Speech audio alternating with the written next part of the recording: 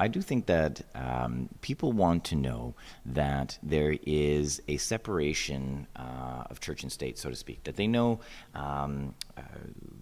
who's speaking to who. So that's why you have a lobbyist registry, and I support a municipal lobbyist registry. It would have to be, it's already been passed by the Union of BC Municipalities. I support that. I hope the province comes back with something on that. But let's also remember that when we are talking about if there's certain people with, I guess, experience.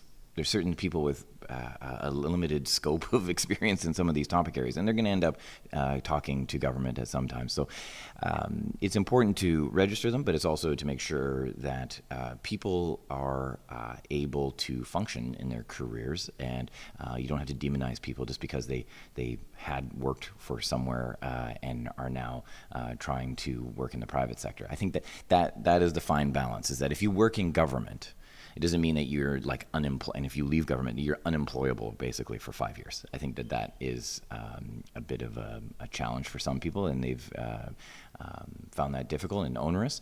But again, I think that the lobbyist registry at the City Hall would do wonders. It would be very good. So we do have audits just to say, are the books normal? Is there any kind of weird thing that's going on? But a forensic audit is designed to actually pull it apart and say, are these expenses and these cash flows, do they make sense? If they don't make sense, we need to know why, and we need to fix that. Because the challenge that we have, and probably the biggest reason why we're saying there's no transparency, is 10 years ago, the budget of the city was about $700 million, and now it's about $1.4 billion. We don't have twice the population, we don't have twice the inflation, and we don't have twice the service. So where's all the money going? What we do know is there are reports out there, and I'm not saying it's right or wrong, but there are reports out there saying that a lot of our senior staff in City Hall are some of the highest paid people. Transparency in City Hall is a big deal. I'm a forensic accountant, or I'm a former forensic accountant. I'm a chartered accountant, and I actually went through the financial statements. And except for the disclosure on how much the city pays their suppliers and how much people make, you can't make heads or tails of what's going on at City Hall. And that's a problem when the operating budget is $1.4 billion and you have someone trained like myself, you should be able to figure this stuff out. You can't. That tells you that there is a big lack of transparency as to where our tax dollars are going. So what we're going to do is we're actually going to perform an independent financial audit of city finances once we get into office, because we want to understand where our money is going and how it's being spent. Perfect. So, right. So, as a federal MP for 7 years, I worked under the toughest conflict of interest and lobbying rules pretty well in the world. So what I've said is I'll bring those federal and provincial laws down to the civic level. So for one thing, we'll have tough new conflict of interest rules, which mean that I will disclose all my assets and incomes, as well as my spouse. So that's what we do at the federal level.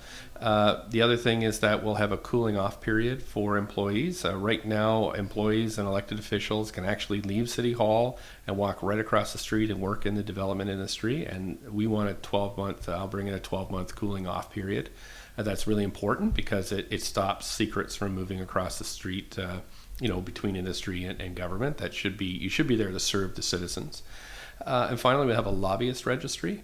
So right now, you don't know who's meeting mayor and council, whether during work hours or after work hours. With a lobbyist registry like we have in federal politics, what this means is that you have a running record of everybody that I meet with. If people are official lobbyists for real estate industry or companies, and even not-for-profits, these have to be reported, and then the public can go and look at who I'm speaking with as mayor. So I think those three measures will go a long way to reassure people.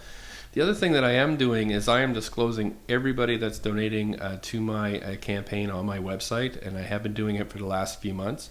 I'm the only candidate to be doing this. So you can go right on my webpage. You can see what's being disclosed and what's being donated to my campaign. Anything $100 or over, we're providing names and amounts. I've challenged my opponents over and over and over again, and they will not disclose who's funding their campaign. So transparency is something you have to demonstrate, and I think I've demonstrated that.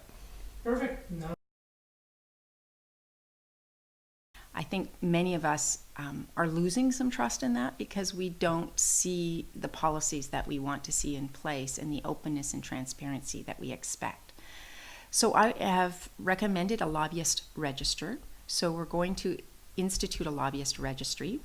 And then the second is I want to treat all staff and elected officials as related parties who are restricted for 1 year from engaging in either lobbying or consultation work with the City of Vancouver.